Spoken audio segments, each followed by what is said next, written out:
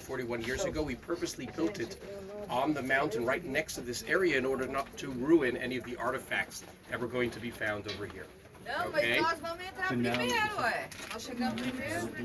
Hã? את נכנסת איתי? Mas a So- gente estava aqui. One more question. Is this privately owned or is it under the government? It's both. It's like joint. It's part of the Jewish village of Shiloh, which is connected to the Israeli government. It's not something that somebody owns. Okay. So I live over here together with my British wife and our 7 children, and we are one of the 400 families that have come back to the original place where the Jews were living here 3,000 years ago. I don't know whether you got the memo or not this morning, but when we get to the site of the tabernacle, it's no longer there. It was destroyed by the Philistines 3,050 years ago. In order for us to get more of an understanding of what the tabernacle was, what it looked like, what it stood for, the dimensions, the Israelis have come up with this brilliant hologram that you are about to see. There is room for everybody inside of the room. Over there you'll stand in a large circle around the center, and the hologram will come to life. In order for it to work, it needs to be in the dark, so don't be scared of the dark. It will be in English. For those of you who want to film it, that is fine. Just do it without a flash, because the flash will disturb the other people. Okay?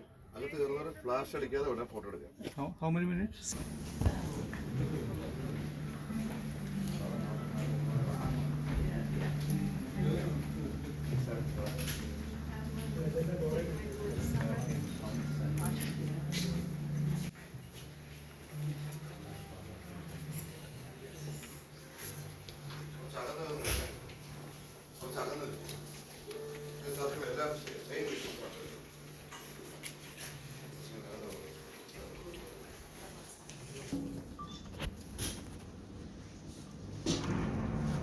The dark days of slavery are over.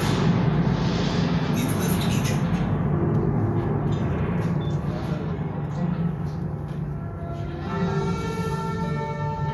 Back at the foot of Mount Sinai, we were commanded for the first time to build a tabernacle. And in fact, after the giving of the Torah at Mount Sinai, a tabernacle was built.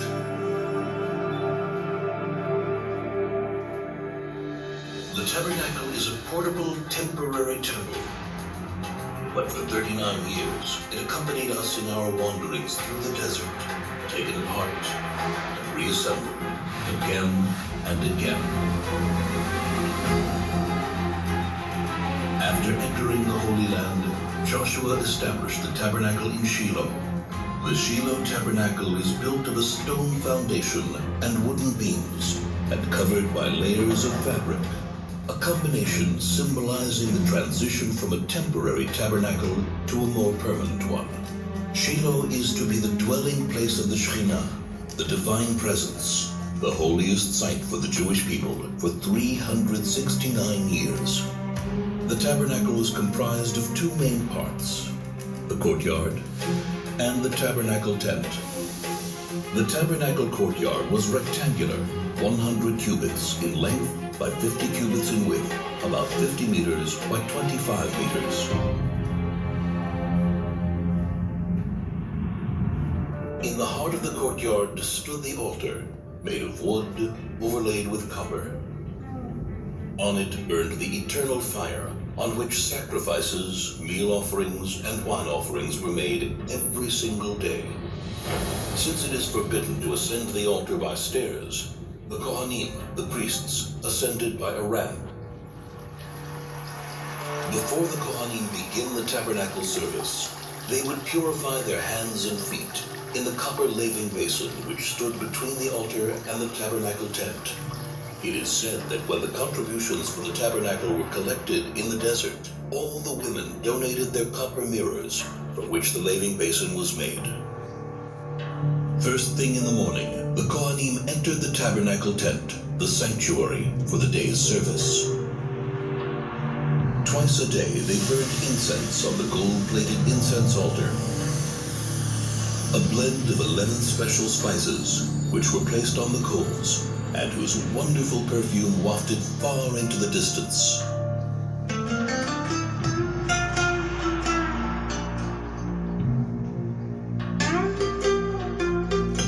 Once a week, 12 special loaves of bread were placed on the golden table, which stood at the north end of the sanctuary. The secret method of preparing the showbread was passed down from father to son. Every evening, the candles of the seven-branched menorah, which stood in the south across from the table, were kindled.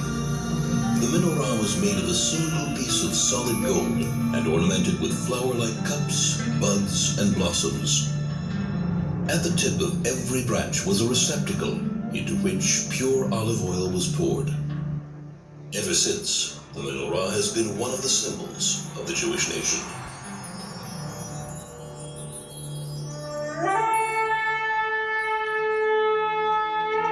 Only once a year, on Yom Kippur, the Kohen Gadol, the high priest, entered the Holy of Holies. In the Holy of Holies stood the Ark of the Covenant, on top of which were the curtain and the two cherubs. The cherubs were in the form of two angels, facing each other, with wings outstretched over the ark. Inside the ark were the tablets of the covenant, the first tablets, which were broken by Moses, and the second, unbroken tablets. The tablets and the broken tablets lie inside the ark. This is the place from which God's voice is heard. And I will speak to you from above the ark cover, between the two cherubs, which are above the ark of the covenant. The tabernacle is a place of meeting, where man meets himself, where man meets his brothers and his people, where man meets his Creator. There is much more to it than meets the eye. The clues and secrets hidden in every part of the tabernacle and its vessels are many and lofty. For 369 years, the tabernacle dwelt in Shiloh until the city was destroyed by the Philistines. It then wandered until Solomon built the temple in Jerusalem. But to this very day it is said, if you stand where the tabernacle stood and take a deep, deep breath, you can smell, if only for a moment, the scent of the incense which still suffuses the walls.